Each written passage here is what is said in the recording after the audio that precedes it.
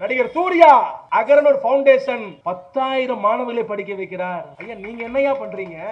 ஒரு சாதாரண நடிகர், ஒரு யூடியூப்ல ஃபேமஸான நடிகர், ஒரு விஜய் டிவில சின்ன நிகழ்ச்சியில கலந்துக்கிற நடிகர் பாலா செய்த உதவி கூட செய்யாத நீங்கள் எங்களை குறை சொல்வதற்கு தகுதி இல்லை என்பதை தெரிவித்துக் கொண்டு ஏன் நம்ம உடனே எல்லாம் கேட்கிறோம். அண்ணாமலை கேட்கிறார், கொஞ்சம் பேரு கொஞ்சம் சாப்பாட்டுல உப்பு போட்டு சாப்பிடாத அறிவா இல்லங்கிறான்ல, அவெல்லாம் கேட்கிறான். உங்க வீட்டு பிள்ளைங்க மட்டும் ஹிந்தி படிக்கலாமா? கலைஞர் வீட்டு குடும்ப பிள்ளைங்க மட்டும் ஹிந்தி படிக்கலாமா? ஸ்டாலின் வீட்டு பிள்ளைங்க ஹிந்தி படிக்கலாமா? திமுக கார வீட்டு எம்எல்ஏ எம்பி பிள்ளைங்க ஹிந்தி படிக்கலாம், தமிழ்நாட்டு ஜனங்க ஹிந்தி படிக்க கூடாதா அப்படின்னு கேட்கிறாங்க. இல்ல எங்க யார் ஹிந்தி படிக்கிறா? இன்னும் எவ்வளவு நாள் இதை சொல்லி ஏமாத்துவீங்க? எடப்பாடி பழனிசாமி முதலமைச்சரா இருந்திருந்தா இந்நேரம் கால்ல விழுந்து நரேந்திர மோடி ஷூவை நக்கி நீ இந்தினா சொல்லி கொடு, தெலுங்குனா சொல்லி கொடு, எனக்கு என்னன்னு வந்துட்டு இருப்பாரு. ஆனா என் தலைவன் கலைஞர் பெற்றெடுத்த வீர திருமகன் என்ன சொன்னார் தெரியுமா? நீ 5,000 கோடி இல்ல 10,000 கோடி கொடுத்தாலும் தமிழ்நாட்டில் இந்தியை சொல்லி தர மாட்டேன் என்று சொன்ன தலைவன் தளபதி மு.க. ஸ்டாலின். ஆமா, கரப்பாம்பூச்சி, ஆட்டுக்குட்டி, கட்சி நடத்த லட்சணம் பார். எவ்வளவு பெரிய தலைவருக்குள்ள அரசியல் பண்ணுவாங்க. இன்னைக்கு இதுல பாத்தீங்கன்னா அந்த ப்ரோ வாட் ப்ரோ, என்ன ப்ரோ நீங்க தப்பு தப்பா பேசுறீங்க ப்ரோ. நீங்க யாரோ உங்களுக்கு தப்பு தப்பா எழுதி கொடுக்கறான் ப்ரோ. ஒரு நிகழ்ச்சியில கலந்துக்கிறார் அந்த ப்ரோ. என்ன சொல்லணும் அந்த ப்ரோ? நான் இப்படி நான் வந்தா இதை செய்வேன் அதை செய்வேன்னு சொல்லணும். அந்த ப்ரோ என்ன சொன்னார் தெரியுமா? திமுக கூட்டணி உடையும் என்பதை தெரிவித்துக் கொள்கிறேன். சரி ஓகே, ஸ்கிரிப்டை யார தப்பா எழுதி கொடுத்தான்னு விட்டோம். ரெண்டாவது ஒரு நிகழ்ச்சியில கலந்துக்கிறார், அம்பேத்கருடைய புத்தக வெளியீட்டு விழா. நான் என்ன நினைச்சேன், அம்பேத்கர் பத்தி படிச்சிருப்பார் பொழுது, அம்பேத்கர் சித்தாந்தம் சொல்லுவாரு, கொள்கையை சொல்லுவாரு, கோட்பாட்டை சொல்லுவாரு. நான் அந்த மேலையில ஏறி திமுக கூட்டணி உடையும் என்பதை தெரிவித்துக் கொள்கிறேன். சரி ஓகே, முன்னாடி பொதுக்குழு கூட்டிக்கிறாரு, அதுல மேடையில ஏறி திமுக கூட்டணி உடையும் என்பதை தெரிவித்துக் கொள்கிறேன். மொத்த இவங்க ஜெயிக்க மாட்டாங்க பொழுது, நம்ம வச்சாதான் அவங்க ஜெயிப்பானுங்களாம். இவரு இங்க உடையும் தெரிவித்துக் கொள்கிறேன்றாரு. நம்ம பக்கம் சொல்றாங்க வரமாட்டோம், இங்க அவர் உடையன்றாரு, இங்க அறிக்கை விடுறாங்க உடையாது என்பதை தெரிவித்துக் கொள்கிறோம், வரமாட்டோம் என்பதை தெரிவித்துக் கொள்கிறோம். என்னடா கொடுமை. சொந்தமா சரக்கு இல்ல, என்ன காரணம்? சரி இப்போ நடிகர் விஜய் வாய் அசைக்கிறார்ல, ஒரு படம் விஜயோட படம் தான் நடிக்கிறேன், அந்த படத்துல வடிவேலு பர கெட்டப்ல வருவார், எல்லா கெட்டப்லயும் விஜய் வடிவேலு பிடிச்சிருவாங்க. அப்ப வடிவேலு கேட்பாரு, டேய் நான் எந்த வேஷம் போட்டு வந்தாலும் என்ன கண்டுபிடிக்கிறீங்க, எப்படா கண்டுபிடிக்கிறீங்க கேட்பாரு. அப்ப சொல்லுவானுங்க, நீ எந்த வேஷம் போட்டு வந்தாலும் கொண்டைய மறைக்காம வந்துடுறீன்னு. அந்த மாதிரி இப்ப பாத்தீங்கன்னா பிஜேபி தமிழ்நாட்டுல பேசி செல்ஃப் எடுக்கல, அண்ணாமலை பேசி செல்ஃப் எடுக்கல, மோடி 9 முறை பேசி செல்ஃப் எடுக்கல, அமித்ஷா பேசி செல்ஃப் எடுக்கல, RSS சித்தாந்தம் பருப்பு வேவல, பிஜேபி சித்தாந்தம் இங்க தமிழ்நாட்டுல எடுபட மாட்டேங்குது. ஆக பிஜேபி வேற ஒரு குரல்ல பேசுகிறது, அந்த குரல் தான் நடிகர் விஜய் சீமான் என்பதை நீங்கள் மறந்துவிடக் கூடாது. ஒத்தட்டு அசைகிறது மட்டும்தான் விஜயோடையது, அசைக்க வைக்கிறது நரேந்திர மோடி. நான் பெருசாலாம் ரொம்ப டமால் டிமைலாம் பேச மாட்டேன், ரொம்ப ஜாலியா பேசலாம். ஆனா நான் வர சொல்ல ஒரு துணுக்கு செய்தி படிச்சேன், ஆனந்த விகடன் பத்திரிகை பேரு, இனிமே படிக்காதீங்க, அந்த பத்திரிகை கட்ட பத்திரிகை ஆயிடுச்சு. அதுல போட்டிருந்தான், நீ ரொம்ப நேரம் கை தட்டினா ஆயில் கூடுமா, கை தட்டினா யார் யாரெல்லாம் நல்லா இருக்கணும்னு நினைக்கலையும் கை தட்டுங்க. ஒண்ணு, சிரிச்சுக்கிட்டே இருந்தா முகம் அழகாகுமா, எப்படி வாய் விட்டு சிரித்தால் நோய் விட்டு போகின்ற மாதிரி அழகாகுமா. நான் ரொம்ப பெரிய அரசியலா நம்ம பார்த்ததே கேட்டதே கேட்டுட்டு இருக்கதே பார்க்கறத மட்டும்தான் உங்ககிட்ட சொல்ல வந்துக்கிறேன். யார் யாரெல்லாம் கையல் நாடகம் பாப்பா, கையல் நாடகம் பார்க்கலாம், கைத்து எல்லா கையல் நாடகம் பார்க்குறீங்க. அதுல கையலுடைய சித்த பெரியப்பா ஒருத்தர் இருக்கான் தெரியுமா, கையலுக்கு கல்யாணம் ஆகக்கூடாதுன்ட்டு இருக்கானா இல்லையா? அவர் தான் எடப்பாடி பழனிசாமி. நீங்க திருப்பி கேட்கலாம், அப்போ கையில கொலை பண்ண பார்த்த அந்த டாக்டர் யாருப்பான்ட்டு, அவர் தான் நரேந்திர மோடி. அந்த 2 பேர் கையில வாழ உள்ள, இந்த 2 பேர் எங்களை வாழ விட மாட்டாங்க. இது சிரிக்கிறதுக்கெல்லாம் இல்ல, சிந்திக்கிறது தான் சொன்னேன். குறிப்பா நான் இந்த மாதவரம் தொகுதி சோழவரம் ஒன்றியத்தில் பேசுற 10 வருஷம் முன்னாடி கூட கருணாநிதியை வச்சு கூட்டம் போட்டிருக்காரு. அப்ப சின்ன பையனா இருக்கிற போது, இப்பயும் சின்ன பையன் தான், ரொம்ப சின்ன பையனா இருந்தா. அப்போ மாதவரத்துல குறிப்பா சோழவரம் ஒன்றியத்தில் திமுக புகழ் பாடணுமா, மாதவரம் தொகுதி குறிப்பாக சோழவரம் தெற்கு ஒன்றியம் திமுக கோட்டை என்பதை கழக தலைவர் துணை முதலமைச்சருக்கு தெரியும். ஒரு விசேஷம் என்ன தெரியுமா, எங்க அண்ணன் சுதர்சனம் உட்கார்ந்து இருக்கார், எதுக்குமே அசராதவர், எப்பவுமே சிரிச்சுக்கிட்டே இருப்பார். அவர் 2021 இங்க சீட்டு கொடுத்து நிக்க வச்சோம், நாட்டு மக்கள்கிட்ட ஓட்டு கேட்டார். இதே மாதவரம் தொகுதியில சேலம் சோழவரம் ஒன்றியத்தில் எல்லா இடத்தையும் ஓட்டு கேட்டார். 2001 ரிசல்ட் வந்தது. 56,000 ஓட்டுல ஜெயிச்சாரு. எவ்வளோ? 56,000 ஓட்டுல ஜெயிச்சவர் உங்க வீட்டு புள்ள அண்ணன் மாதவர சுதர்சனம். எப்பவுமே எந்த அரசியல்வாதியாக இருந்தாலும் நான் வெளிப்படையா பேசுறேன். நான் ஒரு 5 நிமிஷம் சொன்னேன். ஒரு தேர்தலை ஓட்டு வாங்கி ஜெயிச்சுட்டா அடுத்த தேர்தலை போய் பார்த்தீங்கன்னா ஓட்டு பர்சன்டேஜ் குறைஞ்சிரும், இல்ல ஓட்டு வாங்கின வித்தியாசம் குறைஞ்சிரும், இல்ல ஓட்டே கம்மியாயிடும். இந்த எலெக்ஷன்ல ஜெயிச்சவர் 50,000 ஓட்டுல ஜெயிச்சான்னா அடுத்த எலெக்ஷன்ல 40,000மோ 30,000மோ 25,000மோ குறைஞ்சிரும். ஆனா ஒரு அரசியல் தலைவர் எப்படி இருக்கணும், ஒரு மாவட்ட செயலாளர் எப்படி இருக்கணும், ஒரு சட்டமன்ற உறுப்பினர் எப்படி இருக்கணும்னா 2021ல 56,000 ஓட்டுல ஜெயிச்ச மாதவர சுதர்சனம் இதே போன வருஷம் நடந்த பார்லிமெண்ட் தேர்தலில் மாதவரம் தொகுதி 1,06,000 வாக்கு வித்தியாசத்தில் திமுக கூட்டணி 1,20,000. இன்னொரு கொடுமை சொல்லிட்டா, அவர் நின்னது உதயசூரியன் இல்ல, ஓட்டு வாங்கி கொடுத்தது கையே 1,20,000 போதுன்னா உதயசூரியன் எதிரில் இருக்கிறவெல்லாம் டெபாசிட்டே வாங்க மாட்டான்ட்டு. என்ன காரணம்? அவருடைய அணுகுமுறை காரணம், அவர் நடத்துகிற முறை காரணம், அவர் கட்சி நடத்துகிற முறை, பேசுகிற முறை, மக்களை சந்திக்கிற முறைதான் காரணம்.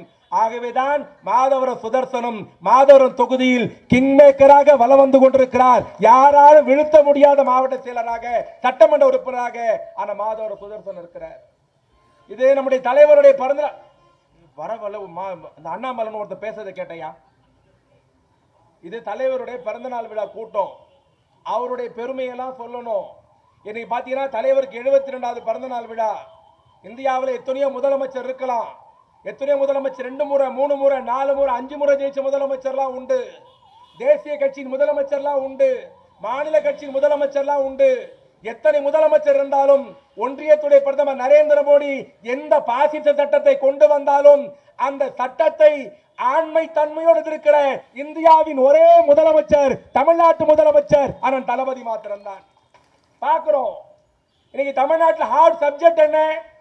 இன்னைக்கு எல்லாரும் என்ன பேசிட்டு இருக்காங்க? யூடியூபை திறந்தா, டிவியை திறந்தா, பேஸ்புக்கை திறந்தா, இன்ஸ்டாவை திறந்தா ஒன்னு ஓடிட்டு இருக்கு. என்னன்னா மும்மொழி கொள்கை. அடுத்து என்னது? இந்தி படிக்கணும். மனசாட்சி தொட்டு சொல்லணும்னா, வெளிப்படையா சொல்லணும்னா இங்க இருக்கிற முக்காவாசி பேருக்கு மும்மொழி கொள்கைனா என்னன்னே தெரியாது. தெரியுமாக்கா? தெரியாது. நாளை கால புள்ள வீட்டுக்கு போனோம், வீட்டுக்காருக்கு என்ன சமையல் செய்யலாம், வீட்டுக்கு போய் இட்லி செய்யறதா தோசை செய்யறதா அதுக்கு என்ன செய்யலாம், நம்ம குடும்பம் இப்படி நடத்துறதுலேயே சரியா போச்சு. இப்ப இன்னும் 10 நாளா ஒரே ஹார்ட் சப்ஜெக்ட் மும்மொழி கொள்கை.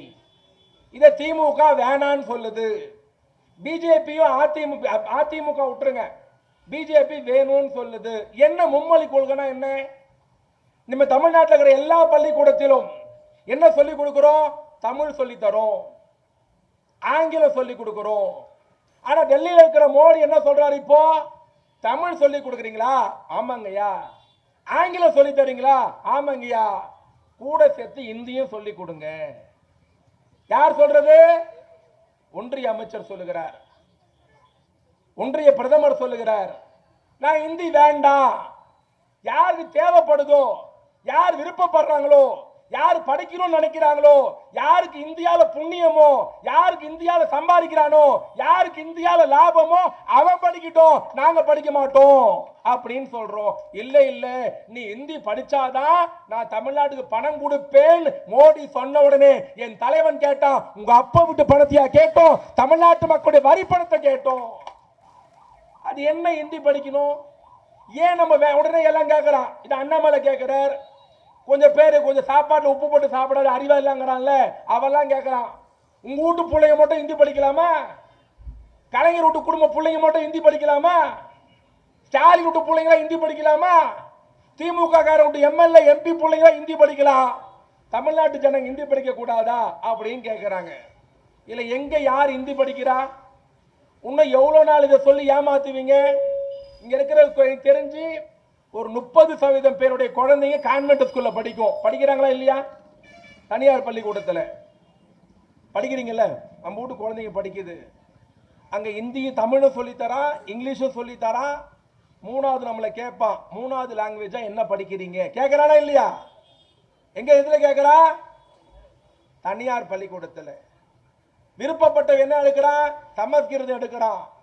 விருப்பப்பட்ட என்ன எடுக்கிறான்? பிரெஞ்சு மொழி எடுக்கிறான். விருப்பப்பட்ட என்ன எடுக்கிறான்? இந்தி எடுக்கிறான். இதை வேணான்னு சொன்னோமா? இன்னைக்கும் பகிரங்கமா சொல்றேன், எங்க அண்ணன் மாதவர சுதர்சன் இருக்கிறார். இந்தியை திமுக வேணான்னு சொல்லவே இல்லை. யாருக்கு இந்தி படிக்கணும்னு தோணுதோ தாராளமா படிச்சுக்கோ. இதே சென்னையில பாண்டி பஜார் பக்கத்துல, டி நகர் பக்கத்துல போனீங்கன்னா இந்தி பிரச்சார சபான்னு ஒரு பெரிய அமைப்பே இருக்கு. ஒரு வருஷத்துக்கு 5 லட்சம் பேர் இந்தியை படிச்சுட்டு அங்கேருந்து வெளியே வராங்க. திமுக எதிர்க்கல. தமிழ்நாட்டில் ஏறத்தாழ 10,000 பள்ளிக்கூடங்களில் இந்தி சொல்லி தரப்படுகிறது. திமுக எதிர்க்கல. நீ விருப்ப பாடமா இந்திய படிச்சுக்கோ, திமுக எதிர்க்கல. அப்புறம் என்னதான் சார் உங்க பிரச்சனைனா, நீ இந்தி படிச்சே ஆகணும் சட்டம் போட்டினா அதை திமுக எதிர்க்கும். அதைத்தான் சொல்லுகிறோம். என்ன பிரச்சனை? சரி, இந்தி ஏன் திணிக்கிறத திமுக வேணான்னு சொல்லுது? இப்ப வேணான்னு சொல்லிச்சா?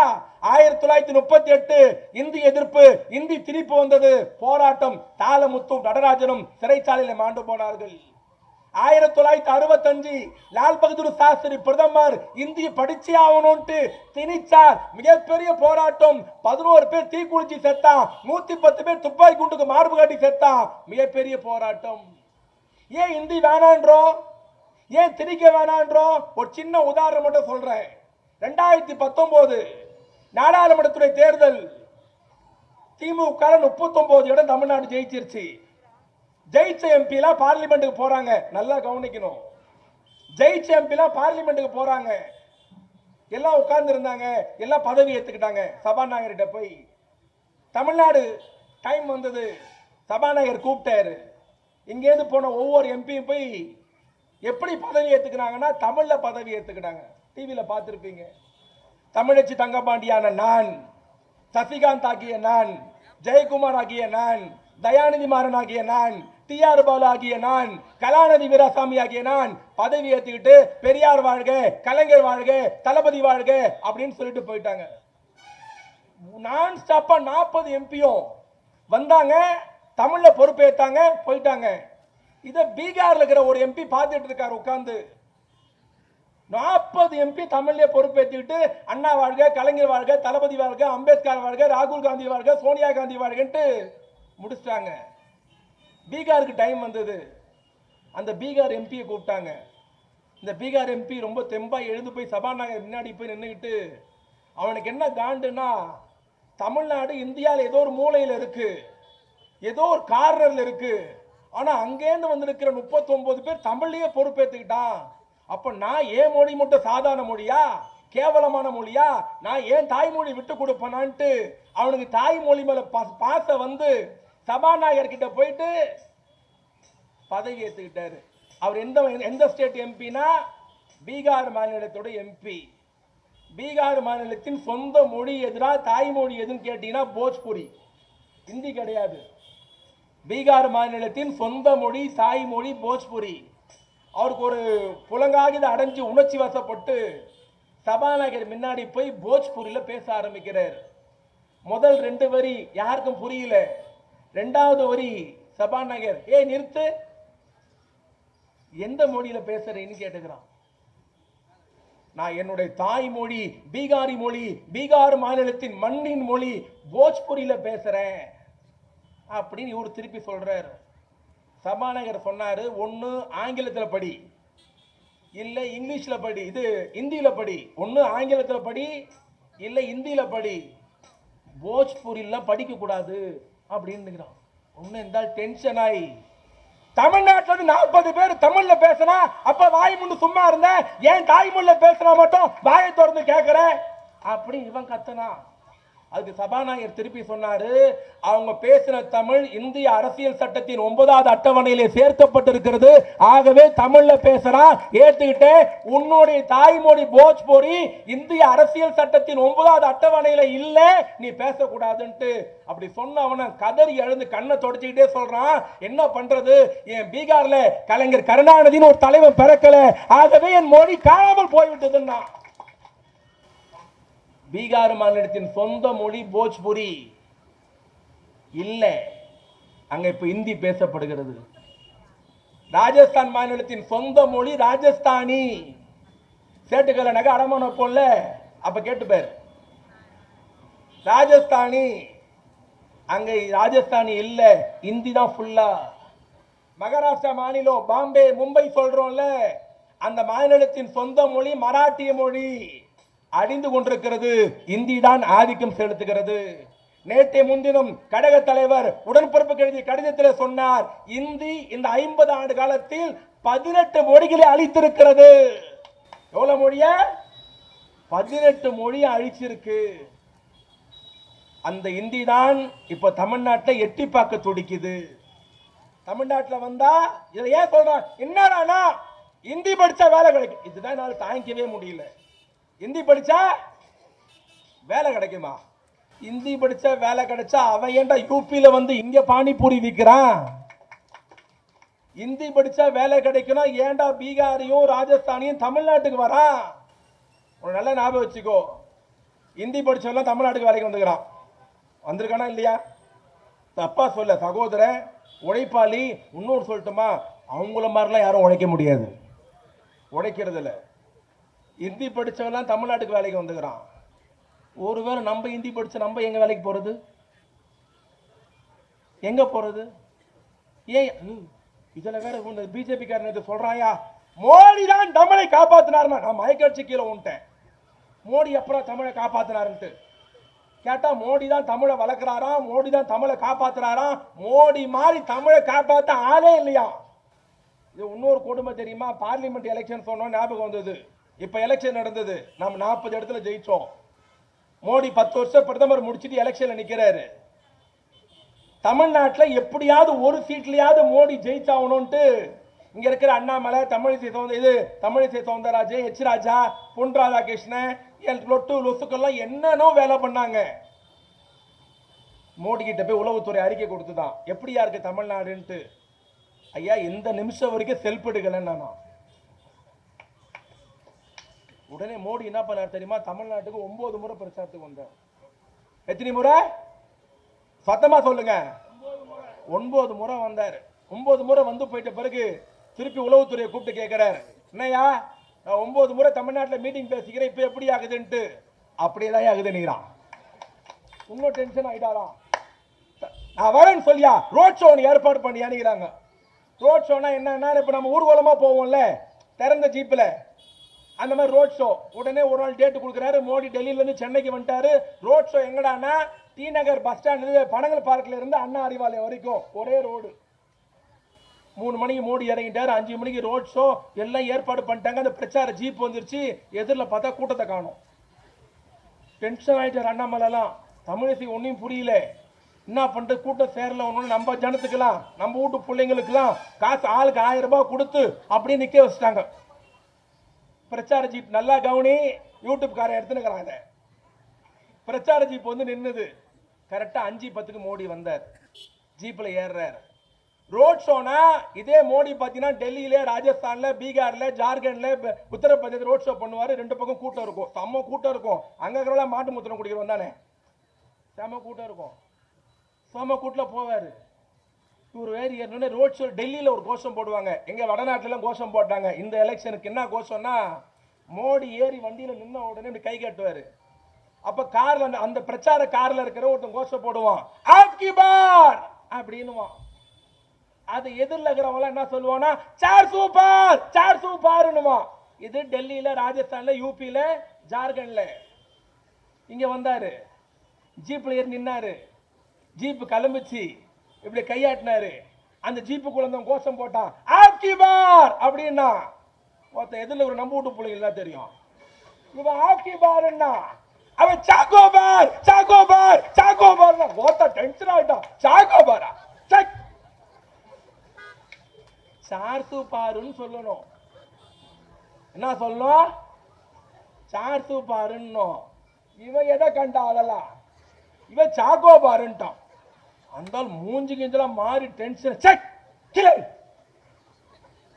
பிரச்சாரத்தை அப்படியே பாதியிலே முடிச்சிட்டு கீழே இறங்கி போறப்ப பெரிய மனுஷர் உண்மையை சொல்லிட்டு போய்க்கிறான். அண்ணாமலையை கூப்பிட்டு மயர்ல கூட ஜெயிக்க மாட்டேங்கிட்டு போயிட்டான். செல்ஃபி எடுக்கல, அது ஒன்னும் தேரல. தாமரை மலர்ந்தே தீரும். நான் தான் சொன்னேன், அமித்ஷா தலையிலே மயிர் முளைத்தால முளைக்குமே தவிர தமிழ்நாட்டில் தாமரை மலராதுன்னு. அது இப்போ இந்தி எடுத்துன்னு வந்துக்கிறானுங்க. எங்களுக்கு மும்மொழி கொள்கை வேணும்னு எழுதி வச்சுக்கோ. எங்களுக்கு ஆட்சி வேண்டுமா கட்சி வேண்டுமான்னு கேட்டால் எங்களுக்கு கட்சி தான் வேண்டும். எங்களுக்கு மொழி வேண்டுமா உயிர் வேண்டுமான்னு கேட்டால் எங்களுக்கு தாய்மொழி தான் வேண்டும் என்று சொல்லுகிற தொண்டன் திமுக தொண்டன். யாரை ஏமாத்துறீங்க? இப்போ கையெழுத்து ஆரம்பிக்கிறானுங்களா மும்மொழி கொள்கை வேணும்ட்டு. ஐயா, நீங்க ஆட்சிக்கு வந்து 10 வருஷம் ஆச்சு. தமிழ்நாட்டில் எத்தனை பேருக்கு வேலை கொடுத்துருக்கீங்க? நீங்க ஆட்சிக்கு வந்து 10 மாசம் ஆச்சு. நீங்க நாங்க ஹிந்தி கத்துக்கினா கேஸ் விலை குறைஞ்சிருமா? இப்ப ஹிந்தி கத்துக்கினா பெட்ரோல் விலை குறைஞ்சிருமா? ஹிந்தி கத்துக்கினா டீசல் விலை குறைஞ்சிருமா? என்னையா கதை இது? யாரை ஏமாத்துறீங்க? இதுல பத்தினா உங்களுக்கு தெரியும். நாங்க வருஷம் முதல்ல ஆட்சிக்கு வந்தோம், பொங்கலுக்கு 1000 ரூபாய் கொடுத்தோம். ஞாபகதா இருக்கா இல்லையா? 2வது பொங்கலுக்கு இவ்வளவு பெரிய வெள்ளம் கொடுத்தோம், அது கரையவே இல்லை. ஒன்னுங்குது அது. 3வது பொங்கலுக்கு 1000 ரூபாய் கொடுத்தோமா இல்லையாக்கா? ஆனா இந்த பொங்கலுக்கு சொல்லுங்க, கொடுக்கல. பொங்கலுக்கு தரல இல்ல, கொடுக்கல இல்லக்கா. நான் மேலையிலே சொல்றேன், பொங்கலுக்கு தரல. அது நாங்க என்னென்ன முயற்சி பண்ணோம், கொடுக்க முடியல. ஏன் கொடுக்கலன்னு இப்பயே சொல்லிடுறேன். எங்களுக்கு கொடுக்கணும்னு ஆசை தான். முதல் பொங்கலுக்கு கொடுத்தோம், 2வது பொங்கலுக்கு கொடுத்தோம், 3வது பொங்கலுக்கு கொடுத்தோம், 4வது பொங்கலுக்கு தரல. ஏன் தரல தெரியுமா? 6 மாசமா தமிழ்நாட்டில் 3 லட்சம் டீச்சர் இருக்கிறாங்க. எவ்வளவு பேரு? 3 லட்சம் டீச்சர் இருக்கிறாங்க. அவங்க தொகுப்பூதியத்தில் வேலை செய்யறாங்க. அவங்க சம்பளம் 15,000 ரூபாய். 1வதுல இருந்து 5வது வரைக்கும் பாடம் நடத்துறவங்க அவங்க தான். அவங்களுக்கு நம்ம 8,000 ரூபாய் தருவோம், டெல்லி அரசு 7,000 ரூபாய் தரணும். 2 பேர் சேர்ந்து தான் சம்பளம் கொடுக்கணும். ஆனா 6 மாசமா சம்பளம் டெல்லியில இருந்து வரல. முதலமைச்சர் லெட்டர் எழுதுறாரு, போன்ல பேசுறாரு, ஆள் அனுப்புறாரு, எம்பி அனுப்புறாரு, கல்வி அமைச்சர் போறாரு, சம்பளம் கொடுக்கல. ஏன் நான் 7,000 ரூபாய் தரணும், நீ 8,000 ரூபாய் தரணும், சேர்ந்துதாயா பணம் கொடுக்கணும், சம்பளம் கூடியா? ஸ்கூல் டீச்சரையா, குழந்தைங்க வாழ்க்கையில் விளையாடாதையா, பாவையா, சம்பளம் கொடுக்கணையானா பணமே கொடுக்கல.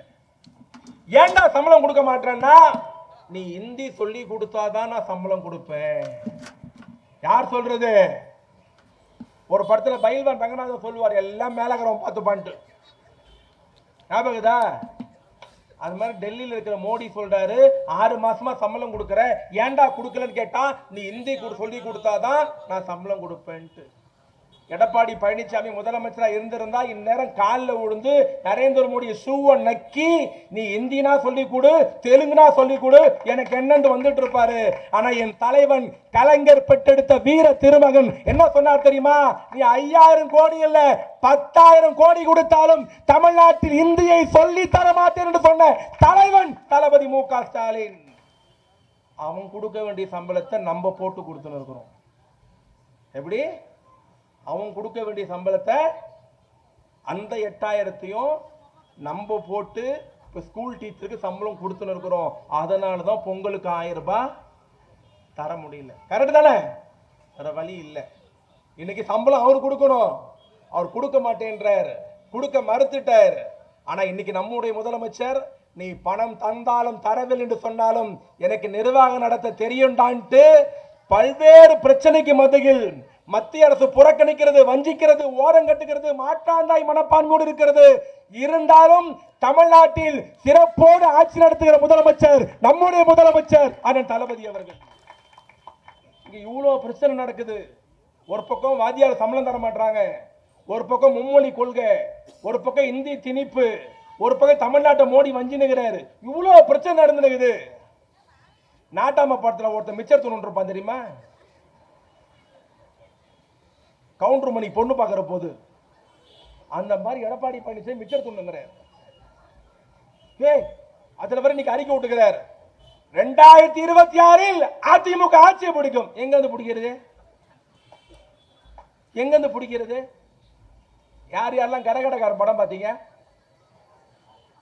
பார்த்தவங்க எல்லாம் கைத்தட்டு பார்க்கலாம். எல்லாரும் பார்த்துக்கிறாங்க. அதுல ஒரு சீன் வரும், செந்திலும் கவுண்டர் மணியை சேர்ந்துக்குன்னு ஒரு சிகப்பு கலர் காரை தள்ளின்னு போவாங்க. ராமராஜன் சொல்லுவார், அட என்ன உயிரை மானத்தை வாங்குறீங்க, இந்த காரை வித்து தொலை வேண்டியதானேன்ட்டு. அப்ப கவுண்டர் பண்ணி சொல்வார், என்ன தம்பி அப்படி சொல்லிட்டீங்க, இந்த காரை யார் யார் வச்சிருந்தா தெரியுமான்னு பட்டியல் போட்டு இந்த காரை கவர்ச்சி நடிகை சொப்பன சுந்தரி வச்சு இருந்ததுன்னு ஒன்னு செந்தில் போய் காதல கேட்பார், இப்போ சொப்பன சுந்தரி யார் வச்சுனுக்கிறான்ட்டு. அந்த மாதிரி இப்ப அதிமுகவை யார் வச்சுனுக்கிறான்னு அவனுங்களுக்கே தெரியாது.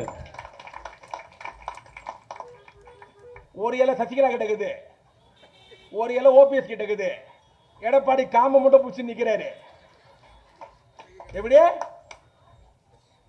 இதுவே சேரல, இதுல வேற அதிமுக ஆட்சி வேற பிடிக்குமாது. இன்னைக்கு சொல்லி எழுதி வச்சுக்கோ, 2026 200 தொகுதியில் வென்று மீண்டும் தமிழ்நாட்டின் முதலமைச்சராக கழக தலைவர் அண்ணன் தளபதி பொறுப்பேற்பார். ஆணவத்தோடு சொல்றோமா? என்ன நீங்க எல்லா கூட்டத்தில் 200 ஜெயிப்பேன்றீங்க? அவ்வளவு திமுறா உங்களுக்கு? அவ்வளவு இருமாப்பா?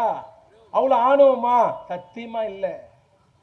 200 ஜெயிப்புன்னு ஏன் தெரியுமா சொல்றோம்? உங்கள் மீது இருக்கிற நம்பிக்கையில் உங்களுக்கு அவ்வளவு செய்திருக்கிறோம், செய்து கொண்டிருக்கிறோம். இங்க பேசுற சகோதரி சொன்னாங்க, ஆட்சிக்கு வந்தோம் இலவச பேருந்து பயணம், ஆட்சிக்கு வந்தோம் உங்க வீட்டு பொம்பளை புள்ள படிக்க போன 1000 ரூபாய், ஆட்சிக்கு வந்தோம் உங்க வீட்டு பையன் படிக்க போன 1000 ரூபாய், ஆட்சிக்கு வந்தோம் கொரோனா நிவாரண தொகையாக 4000, ஆட்சிக்கு வந்தோம் மாற்றுத்திறனாளி பென்ஷன் 3000, ஆட்சிக்கு வந்தோம் முதியோர் பென்ஷன் 1200, ஆட்சிக்கு வந்தோம் கூட்டுறவு சங்கத்தில் 5 சர நகை அடமானம் வச்சிருந்தா கடன் தள்ளுபடி, ஆட்சிக்கு வந்தோம் புதுமை பெண் திட்டம், ஆட்சிக்கு வந்தோம் நான் முதல்வன் திட்டம், ஆட்சிக்கு வந்தோம் இன்னுயிர் காக்க 48. இப்படி சொல்லிக்கினே போலாம். இல்ல குறிப்பா ஒரு திட்டம் இன்னுயிர் காக்க 48. என்னங்க அது இன்னுயிர் காக்க 48? நான் கேள்விப்பட்டதே இல்லையே. அப்படி ஒரு திட்டம் இருக்கான்னு கேட்டீங்கன்னா, திமுக ஆட்சிக்கு வந்தோடனே நாங்க தேர்தல் அறிக்கையில சொல்லல. இதே பைபாஸ் குறிப்பா உங்க வீட்டு பக்கத்துல பைபாஸ் இருக்கு, ரோட்ல யாருன்னா ஆக்சிடென்ட் ஆயிடுச்சுன்னா, பெரிய விபத்து ஆயிடுச்சுன்னா, அவரை தூக்கிட்டு ஆட்டோக்காரனோ காருக்காரனோ மனசாட்சி உள்ளவன் இதயம் உள்ளவன் என்ன பண்ணுவானா, தூக்கிட்டு நேரா எங்க போவானா, கவர்மெண்ட் ஜிஹெச் தான் கூட்டு போவாங்க. அதான உண்மை. கவர்மெண்ட் ஹாஸ்பிட்டல் பக்கத்திலேயே பிரைவேட் ஹாஸ்பிட்டல் இருக்கு. அடிப்பட்டு அங்க எடுத்துட்டு போக மாட்டாங்க. ஏன்னா தனியார் மருத்துவமனை கொண்டு போனா 50,000 கட்டுங்க, 1 லட்சம் கட்டுங்க, ஐசியூல வைக்கணும், ஸ்கேன் எடுக்கணும், நீங்க யாரு பணம் கட்டுவீங்களா? இதான் முதல்ல கேட்பான். அடிப்பட்டது யாரோ, தூக்கின்னு போனது யாரோ. அடிப்பட்டவனை கார்லயோ ஆட்டோலயோ எடுத்துட்டு கவர்மெண்ட் ஜிஹெச்க்கு தான் கூட்டு போவாங்க. ஏன்னா அங்கதான் ஃப்ரீயா ட்ரீட்மெண்ட் பார்ப்பான்ட்டு. போனவன டாக்டர் சொல்லுவாரு, ஒரு 10 நிமிஷம் முன்னாடி கொண்டு வந்தீங்கன்னா காப்பாத்தி இருக்கலாம், ஒரு 5 நிமிஷம் மீடியா வந்து காப்பாத்தி இருக்கலான்ட்டு. இப்படி பல உயிர்கள் போனது. பெரியவர்களே தாய்மகளே, உதயசனுக்கு ஓட்டு போட்டீங்க, மாதவர சுதர்சனத்தை கோட்டைக்கு அனுப்புனீங்க. தமிழ்நாட்டின் முதலமைச்சராக தளபதி மு.க. ஸ்டாலின் வந்தார், திட்டம் போட்டார் உயிர் காக்க 48. என்னன்னா தமிழ்நாட்டில் எந்த ஹைவேஸ்ல, எந்த நகரத்துல, எந்த ஊர்ல எங்க ஆக்சிடென்ட் ஆனாலும் அடிப்பட்டவனை தூக்கிட்டு கவர்மெண்ட் ஹாஸ்பிட்டல் போவாத, உன் பக்கத்துல எது பெரிய தனியார் மருத்துவமனை இருக்கோ அங்க போய் அட்மிட் பண்ணு.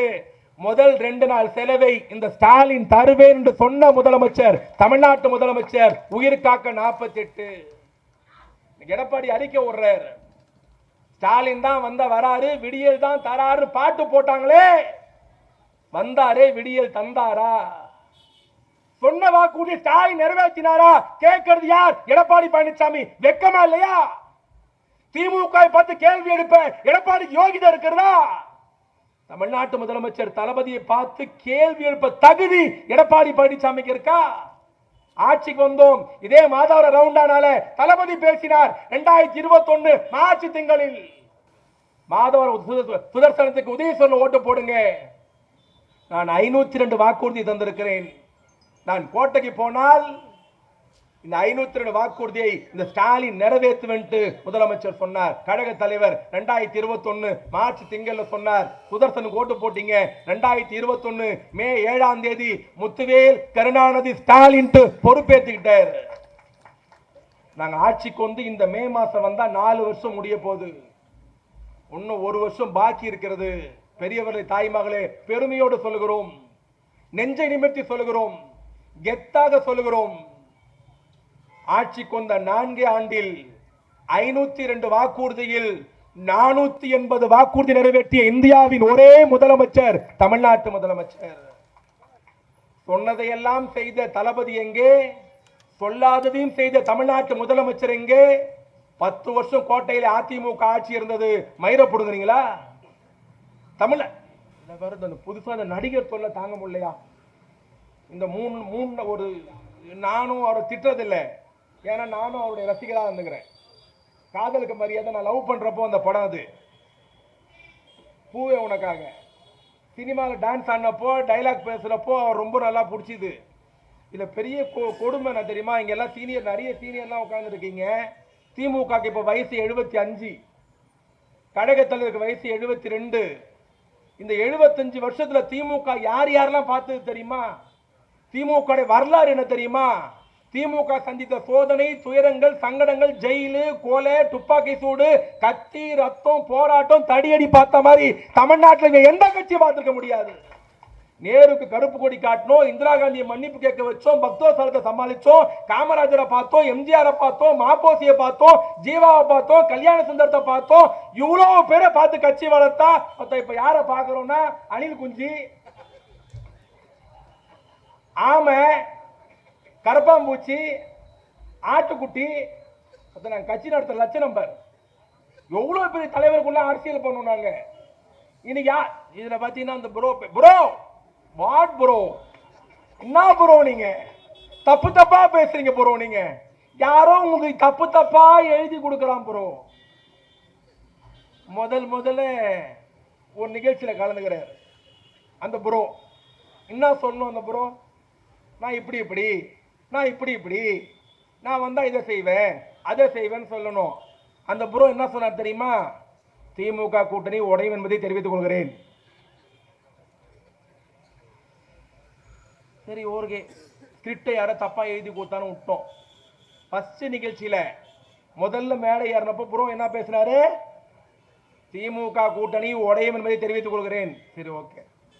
ரெண்டாவது ஒரு நிகழ்ச்சியில கலந்துகிறார், அம்பேத்கருடைய புத்தக வெளியீட்டு விழா. நான் என்ன நினைச்சேன், அம்பேத்கர் பத்தி படிச்சிருப்பார் போல இது, அம்பேத்கர் சித்தாந்தம் சொல்லுவாரு, கொள்கையை சொல்லுவாரு, கோட்பாட்டை சொல்லுவாரு. நான் அந்த மேடையில ஏறி திமுக கூட்டணி உடையும் என்பதை தெரிவித்துக் கொள்கிறேன்.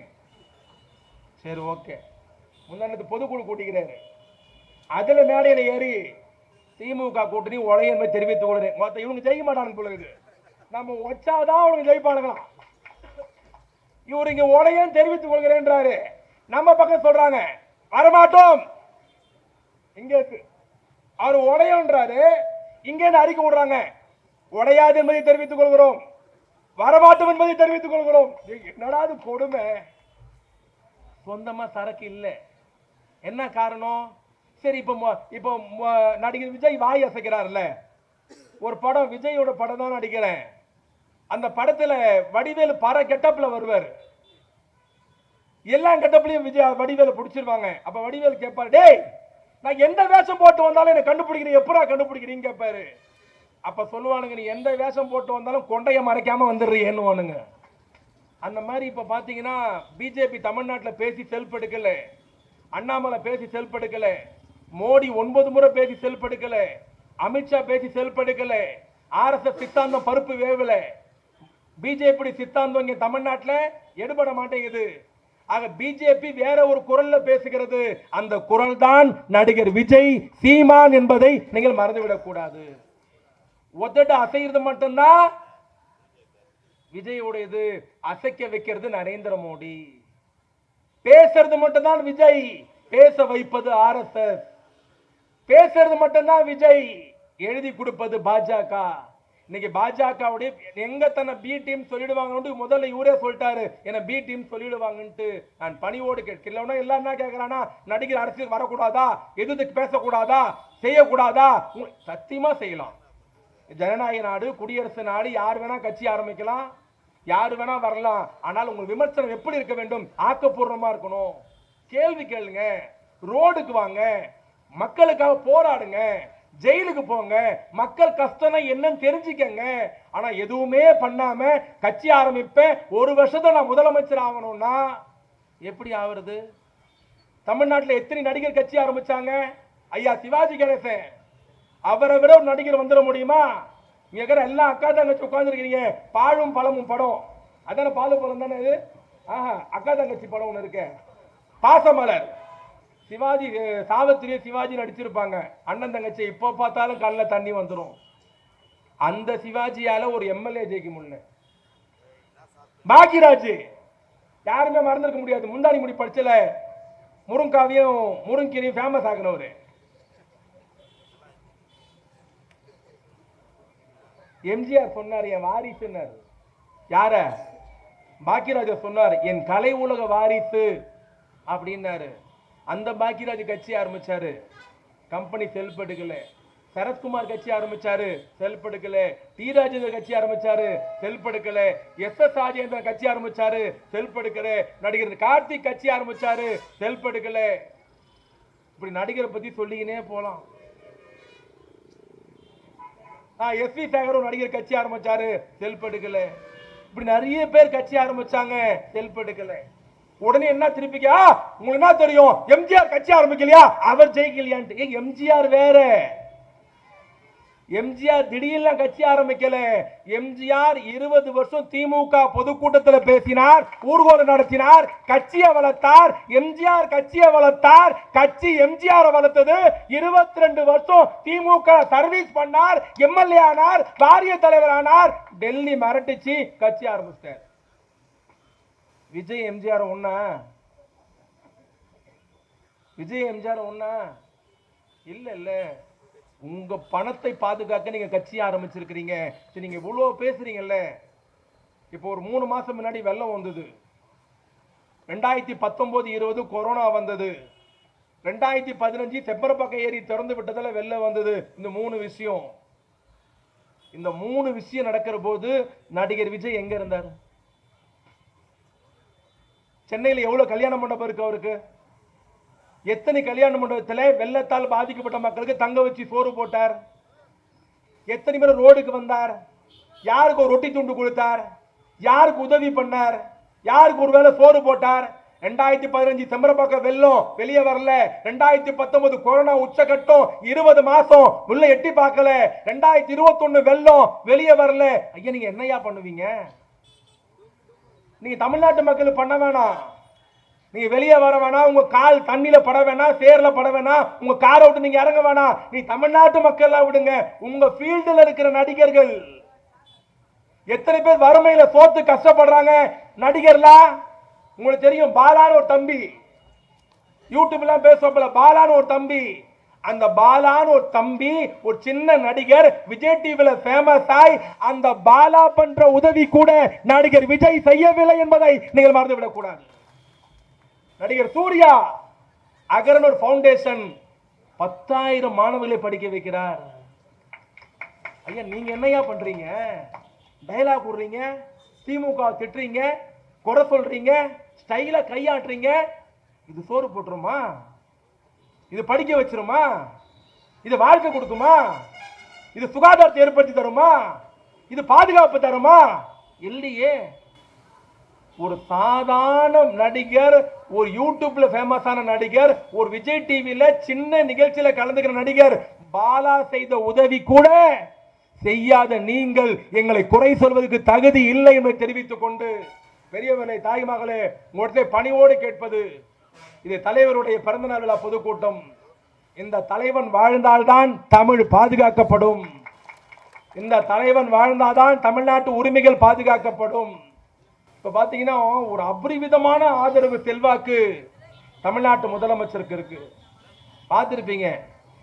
இப்போ 4 நாள் முன்னாடி கடலூருக்கு போறாரு. காரை விட்டு இறங்கி 5 கிலோமீட்டர் நடந்து போயிருக்காரு. 5 கிலோமீட்டர். அந்த ஸ்கூல் குழந்தைங்களும் காலேஜ் குழந்தைங்களும் அவரை பார்த்தாலே அப்பா அப்பா அப்பா அப்பா அவர் சொல்றார். அந்த வார்த்தை கேட்கிற போதெல்லாம் நான் புலங்காகிதம் அடைகிறேன். இன்னைக்கு தமிழ்நாட்டு மக்களுடைய ஏகோபித்த ஆதரவோடு நம்முடைய முதலமைச்சர் இருக்கிறார். பெரியவர்களே தாய் மகளே, நம்ம எதிர்ப்பவன் யார் என்று பாருங்கள். நம் தாய்மொழி மீது கை வைப்பவன், நம் கலாச்சாரத்தை அழிக்க துடிப்பவன், தமிழன் முன்னேறுவதை விரும்பாதவன், தமிழன் சாதிப்பதை விரும்பாதவன், இந்தியாவிலே தமிழ்நாடு முன்னணி மாநிலமாக இருப்பதை விரும்பாத ஆரிய சக்தி, வடநாட்டு கூட்டம், இந்தி கூட்டம், RSS கும்பல், இந்துத்துவா கும்பல் தமிழ்நாட்டை வேறு இருக்க காத்திருக்கிறது. அந்த வேறு இருக்கிற தமிழ்நாட்டை எல்லை சாமியா இருந்து காக்கிற தலைவன் தமிழ்நாட்டு முதலமைச்சர் அண்ணன் தளபதி. அந்த தலைவன் பல்லாண்டு வாழ்க, 100 ஆண்டுகளும் வாழ்கின்ற வாழ்த்தி விடைபெறுகிறேன். நன்றி, வணக்கம்.